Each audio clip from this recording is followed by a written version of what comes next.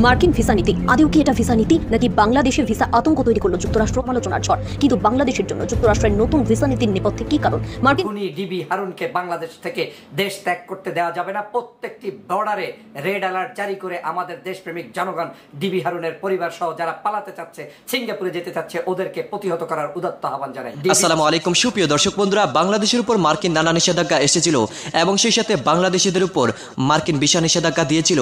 আর সেই সকল বিষয়কে কেন্দ্র করে সারা দেশে ব্যাপক অস্থিরতা সৃষ্টি হয়েছিল।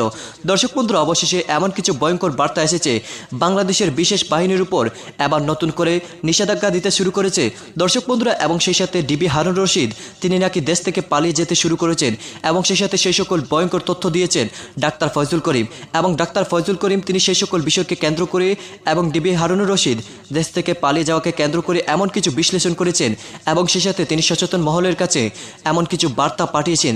তিনি বলে যাচ্ছেন ডিবি হারুন রশিদকে দেশ থেকে পালিয়ে নেওয়া যাওয়ার জন্য আহ্বান জানিয়েছেন। তো দর্শক বন্ধুরা, তাহলে চলুন আমরা ডাক্তার ফয়জুল করিমের সেই বক্তব্যগুলো শুনে আসি, তিনি ডিবি হারুন রশিদকে নিয়ে কি বলেছেন এবং সেই সাথে আপনাদেরকে সেই নিষেধাজ্ঞাকে কেন্দ্র করে এমন কিছু ভয়ঙ্কর বার্তা দেখাবো।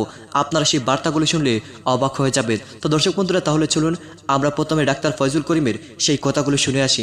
খুনি ডিবি হারুনকে বাংলাদেশ থেকে দেশ ত্যাগ করতে দেওয়া যাবে না। প্রত্যেকটি বর্ডারে রেড অ্যালার্ট জারি করে আমাদের দেশপ্রেমিক জনগণ ডিবি হারুনের পরিবার সহ যারা পালাতে চাচ্ছে, সিঙ্গাপুরে যেতে চাচ্ছে, ওদেরকে প্রতিহত করার উদাত্ত আহ্বান জানাই। ডিবি প্রধান হারুন বাংলাদেশ ত্যাগ করার জন্য ইতিমধ্যেই সরকারের বিশেষ শাখার অনুমোদন নিয়ে রেখেছেন। 13 দিনের ছুটিতে যাওয়ার নাম করে সিঙ্গাপুরে চিকিৎসার উদ্দেশ্যে তার স্ত্রী এবং পরিবার সহ রওনা দিচ্ছেন। বাংলাদেশ সরকারের একটি প্রজ্ঞাপন জারি হয়েছে, যেখানে স্পষ্ট হয়েছে যে এই যে প্রজ্ঞাপনটি দেখেন এখানে আমার দেশ পত্রিকায় ইতিমধ্যেই এটা ফ্লাউ করা হয়েছে যে তারা 13 দিনের জন্য সরকারিভাবে এই ডিবি হারুন ইতিমধ্যেই ছুটি নিয়েছেন এবং তিনি বলেছেন যে তার স্ত্রী অসুস্থ, তাকে চিকিৎসার নামে তিনি এখন যাবেন কোথায়?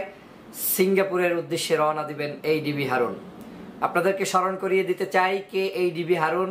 যেই ডিবি হারুন বাংলাদেশের শত শত নাগরিককে খুন, গুম, হত্যা, নির্যাতন, নিপীড়ন, রাজনৈতিকভাবে তাদেরকে অপদস্থ করা, অপমানিত করা, বিভিন্ন নেতাকর্মীর উপরে গুলি চালানো, সরাসরি তাদেরকে আজকের বিভিন্নভাবে আক্রমণ করার নায়ক হচ্ছেন এই ডিবি হারুন। এই ডিবি হারুন আপনারা জানেন যে বাংলাদেশের প্রখ্যাত রাজনীতিবিদ জনাব জয়নুল আবদিন সাহেবের উপরে আক্রমণ করেছিলেন এবং রাজপথে তাকে লাঠি দিয়ে বেদম প্রহার করেছিলেন এই ডিবি হারুন। এই ডিবি হারুন হচ্ছে সেই ডিবি হারুন যিনি ঢাকাতে মহাসমাবেশকে কেন্দ্র করে আমাদের কেন্দ্রীয় কার্যালয়ে নাস্তানাবুদ করেছিলেন এবং সেই কার্যালয়ের বিনা অপরাধে আমার নেতাকর্মীদেরকে গ্রেপ্তার করতে সহযোগিতা করেছেন, নির্যাতন করেছেন, অপদস্থ করেছেন, অপমান করেছেন। সেই ডিবি হারুন আজ দেশ থেকে পালানোর জন্য চক্রান্ত করছে, দেশ থেকে পালিয়ে যাচ্ছে। দেশ থেকে পালাচ্ছে ডিবি হারুন একা নয়, ডিবি হারুনের সাথে তার পরিবার, তার সদস্যরা চিকিৎসার ভান করে তারা এখন পালানোর জন্য পথ খুঁজছেন। আপনি জানেন যে সরকারি কোনো চাকরিজীবী কোনো অবস্থায় দেশ থেকে বের হতে হলে তাকে যে কোনো কৌশল অবলম্বন করতে হয়।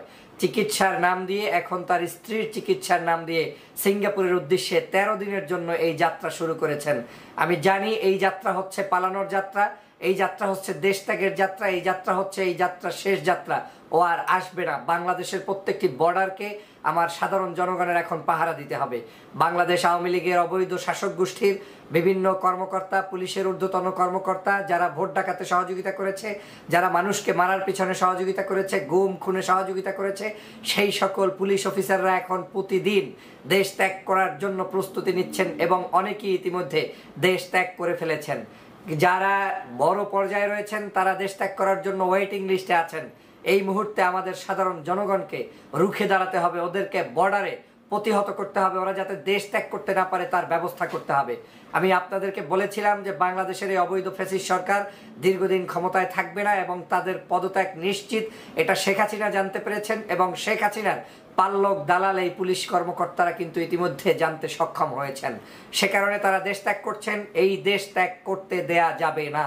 বাংলাদেশের মানুষের যদি মুক্তি চান, বাংলাদেশের মানুষের যদি সত্যিকার স্বাধীনতা সার্বভৌমত্ব রক্ষা করতে হয়, তাহলে এই দালালদেরকে, এই দুষ্ট চক্রের সদস্যদেরকে, এই যারা মানুষের রক্ত খেয়েছে, চুষে চুষে মানুষের হৃদয়ের রক্তগুলোকে ওরা ভক্ষণ করেছে, যারা বাংলাদেশের মানুষের অধিকারকে বঞ্চিত করেছে, যারা বাংলাদেশের মানুষের ভোটাধিকারকে বঞ্চিত করেছে, ওদেরকে দেশ ত্যাগ করতে দেয়া যায় না। ওদেরকে সেই আফগানিস্তানের মতো কঠিন পরিস্থিতির মধ্যে ফেলানো উচিত, যেমনিভাবে বিমানের চাক্কায় পিষ্ট হয়ে তারপর ধবস টবস করে সেই আকাশ থেকে ছিঁড়ে পড়েছিল জমিনে, যারা দেশকে বিক্রি করতে চেয়েছিল, যারা দেশের বিরুদ্ধে, মানুষের বিরুদ্ধে কথা বলেছিল, সেই মানুষগুলো পালানোর জন্য যখন চেষ্টা করেছিল। ঠিক একই অবস্থা বাংলাদেশে। এই অবৈধ শাসক গোষ্ঠীর প্রত্যেকটি এমপি, মন্ত্রী, এই ধরনের পদলোহনকারী সরকারি কর্মকর্তা, পুলিশের সদস্য, যারা ওদের দালালি করেছে, ওদের পরিণতি সেই রকম হওয়ার অপেক্ষায় বাংলার জনগণ অপেক্ষা করছে। কিন্তু ওরা আজকের ভিসা নিয়ে, ছুটি নিয়ে, বিভিন্ন আরামায়েশে লিপ্ত থেকে চিকিৎসার ভান করে দেশ থেকে পালিয়ে যাবে, এটা কোনোভাবে মেনে নেওয়া যায় না। আজ দেশ থেকে পালাচ্ছেন শুধুমাত্র এই ডিবি হারুন নয়, বাংলাদেশের ঊর্ধ্বতন বহুত কর্মকর্তা ইতিমধ্যেই বিভিন্ন দেশে পাড়ি জমিয়েছেন। তার মধ্যে উল্লেখযোগ্য দেশ হচ্ছে তুরস্কে কেউ গিয়েছেন, মালয়েশিয়ায় কেউ গিয়েছেন, সিঙ্গাপুরে কেউ যাচ্ছেন, এবং এর বাহিরে অন্যান্য দেশ তো আছেই, ইউকে, কানাডা সহ বিভিন্ন জায়গায় তারা যাচ্ছেন। যেহেতু এখন ইউএস নতুন করে নিষেধাজ্ঞা দিয়েছে বাংলাদেশের ভোটাধিকার প্রতিষ্ঠার জন্য, তারা আমাদেরকে সহযোগিতা করছে, সেই কারণে সরকারের লিস্টে এখন ইউএসটাকে তারা একটু বাদ দিয়ে তারপরে অন্য কোনো রাষ্ট্রে যেতে চায়। যে কারণে আপনি দেখবেন এই সিঙ্গাপুর, যে কারণে আপনি দেখবেন আশেপাশের ছোট ছোট রাষ্ট্রগুলোয় তারা যাবে, কিন্তু ওরা গিয়ে পালিয়ে থাকবে, ওরা গিয়ে ফেরত আসবে বলে আমার কাছে এখন পর্যন্ত কনফিডেন্স নেই।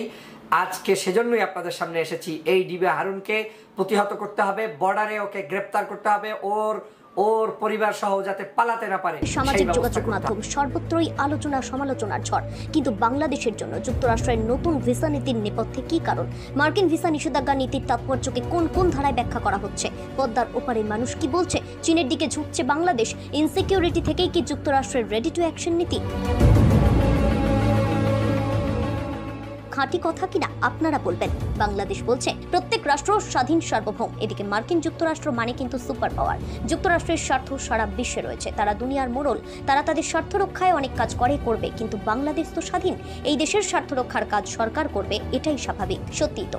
ভেবে দেখুন, ভারতের ক্ষেত্রে তো লোকসভা বা বিধানসভা নির্বাচনের আগে যুক্তরাষ্ট্র বা অন্য কোনো দেশ নিজেদের মতামত পোষণ করতে আসে না, কিন্তু বাংলাদেশ বা পাকিস্তানের ক্ষেত্রে এটা হয়। অথচ এটা তো ঠিক, বাংলাদেশ একটা স্বাধীন সার্বভৌম রাষ্ট্র, সেক্ষেত্রে একটা অন্য দেশ গায়ে মানে না আপনি মোড়ল টাইপের আচরণ করছে কেন? একটা সময় ছিল যখন বাংলাদেশের প্রধানমন্ত্রীর নাম যারা জানতো, তারা বাংলাদেশের মার্কিন দূতাবাসের রাষ্ট্রদূতের নামও জানতো কিছুটা মোড়ল হিসেবেই। বাংলাদেশের মানুষ, বাংলাদেশের গণমাধ্যম এই দুটো জায়গাকে প্যারালালি রেখে গুরুত্ব দিয়ে এসেছে। আর তাই যুক্তরাষ্ট্র বাংলাদেশে আগ বাড়িয়ে নাক গলানোর প্রবণতা দেখিয়ে থাকে নির্বাচনের আগে বা যে কোনো ধরনের ডোমেস্টিক পলিটিক্সের ক্ষেত্রে। রাজনৈতিক দলগুলো সেই জায়গা দিয়েছিল মার্কিন দূতাবাসকে, কিন্তু এক দশক ধরে ছবিটা পাল্টে গেছে। যুক্তরাষ্ট্রের মোড়লগিরির ছত্রছায়া থেকে বাংলাদেশের মানুষ ধীরে ধীরে বেরিয়ে আসতে চাইছে। এদিকে যুক্তরাষ্ট্র নিজেদের ধরে রাখার জায়গা হেলায় হারাতে নারাজ। ফলে বাংলাদেশকে নিয়ন্ত্রণে রাখার নীতি নিয়েই এখনো এগোতে আগ্রহী, উৎসুক মার্কিন যুক্তরাষ্ট্র। ভেবে দেখুন, বাংলাদেশকে নিয়ে যুক্তরাষ্ট্রের সর্বশেষ ভিসা নীতি অনেকটা এরকম নয় কি? স্কুলের শিক্ষক, বাড়ির বা পাড়ার মুরব্বীরা বলতেন বাচ্চারা ভালো না হলে চকলেট পাবে না। যুক্তরাষ্ট্র যেন সেই মুরব্বীদের মতো, তারা বলছে ভালো একটা নির্বাচন করো, না হলে সেই চকলেটের মতো আমেরিকান ভিসা পাবে না। আর একটা গুরুত্বপূর্ণ বিষয় হলো, যাদের এই চকলেটের দিকে নজর, তারা গা ঝাড়া দিয়েছেন, দিচ্ছেন আর দেবেনও।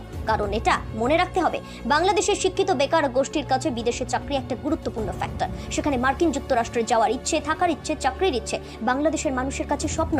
বুদ্ধি করে সেই জায়গাটাতেই ডিরেক্ট কোপ মেরেছে মার্কিন যুক্তরাষ্ট্র। ফলে ঘাত লাগবেই। আর ঠিক এই কারণেই মার্কিন ভিসা নীতি নিয়ে বাংলাদেশ জুড়ে একটা চাপা আতঙ্কের পরিবেশ তৈরি হয়েছে। হ্যাঁ, বর্তমান সরকার কেন যাচ্ছে না এই নিয়ে প্রহর গুনছেন যারা, তারা হয়তো খুশিতে বগল বাজাচ্ছেন ঠিকই, কিন্তু বিশ্লেষকরা বলছেন একটা কথা মাথায় রাখা উচিত, যুক্তরাষ্ট্র কোনো বিশেষ রাজনৈতিক দলকে সমর্থন করে না। ফলে বুঝতে হবে, এই নতুন ভিসা নীতি বাংলাদেশের গণতান্ত্রিক নির্বাচন প্রক্রিয়াকে বাধাগ্রস্ত করার জন্য দায়ী বা জড়িত যে কোনো ব্যক্তির ক্ষেত্রে কিন্তু প্রযোজ্য। ঠিক ধরেছেন। অন্য অনেকের সঙ্গে বাংলাদেশের বর্তমান বা প্রাক্তন কর্মকর্তা, কর্মচারী, সরকারের সমর্থক যেমনের অন্তর্ভুক্ত, তেমনি বাংলাদেশের সরকার বিরোধী রাজনৈতিক দলের সদস্যরাও কিন্তু বাদের খাতায় নন।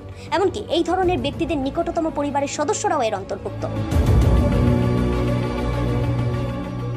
তাই বাংলাদেশের শাসক বিরোধী রাজনৈতিক দলের তো দর্শক বন্ধুরা, আপনারা হয়তো এই পুরো কথাগুলো শুনে এবং ডাক্তার ফয়জুল করিমের এই বিশ্লেষণকৃত কথাগুলো শুনে অবশ্যই বুঝতে পেরেছেন অবশেষে দেশ থেকে পালিয়ে যেতে শুরু করেছে বাংলাদেশের পুলিশ বাহিনীও।